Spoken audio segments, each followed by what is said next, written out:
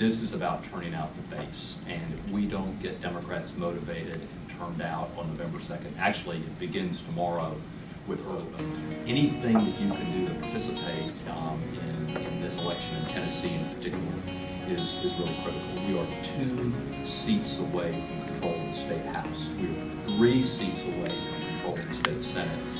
We probably, and you'll see this in my presentation, we're probably not going to take the state senate back, but the house, there is a path to taking the house back, but it's a very narrow path, and what's happening nationally has tremendous impact on us. So I'm going to go through that and hopefully inspire you to come and volunteer, make phone calls, and actually do some door knocking if you can. There are 2 races here in Davidson County which are really, really important, Sam Coleman and Sherry Jones, where we really need help. So hopefully you'll be able to find some time on a Saturday or a Sunday in my remarks.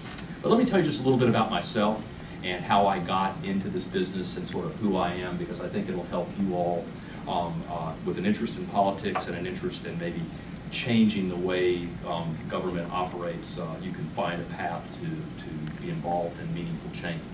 I got started just like the guy at the White House, who's our president, on the south side of Chicago.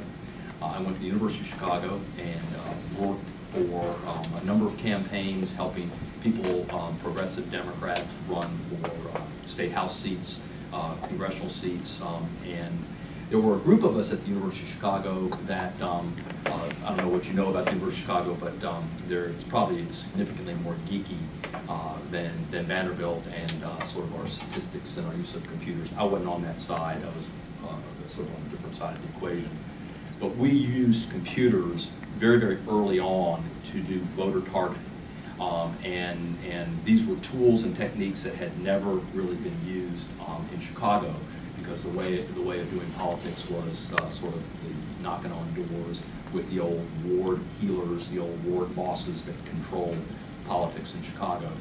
And I worked for a guy who was a state representative, African-American state representative, who had been elected by the Daley machine, not Richard Daley, who's the current mayor, but the old mayor. And he was kind of chafing at the neck because of what he had to do. And so we helped him run for the state senate. And we used an Apple computer.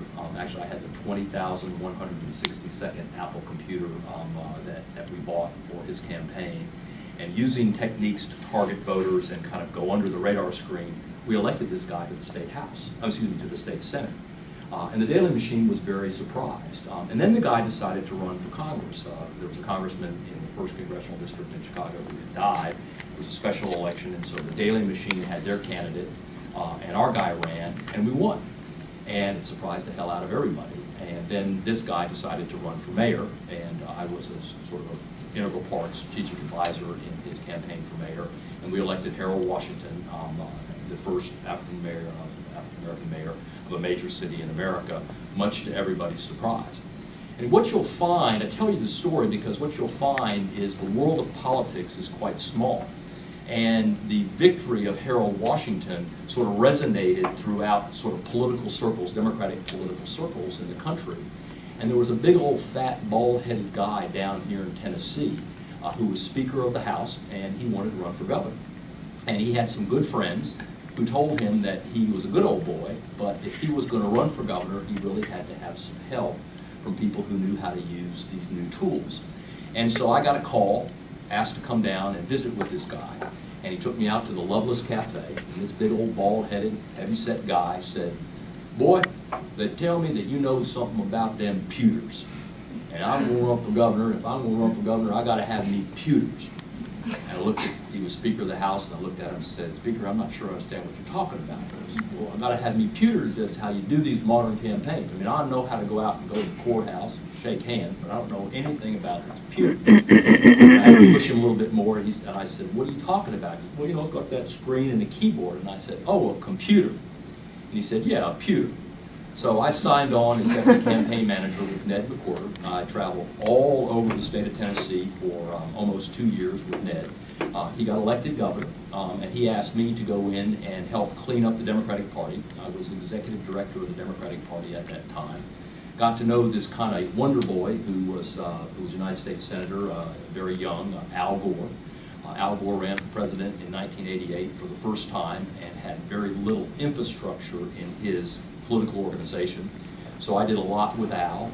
After that failed campaign, I came in to be his state director of his Senate operation with the anticipation that I would run his re-election in 1990.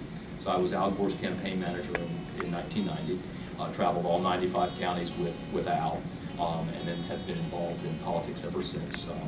Ran for, was treasurer of the Democratic Party for a number of years, and then 2 years ago ran for chair and have been chair of the party for these 2 years and plan to run again. I tell you this because if you have an interest in being involved, it is about getting there early, working late. Lindsay will tell you she traveled with me in some of my trips as chair.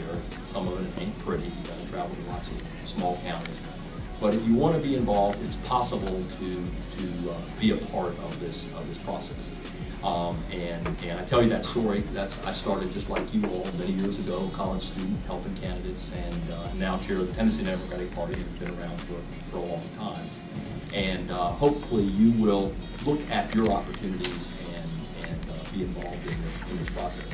Because if you don't, they will, and all you have to do, but that's what we have at stake.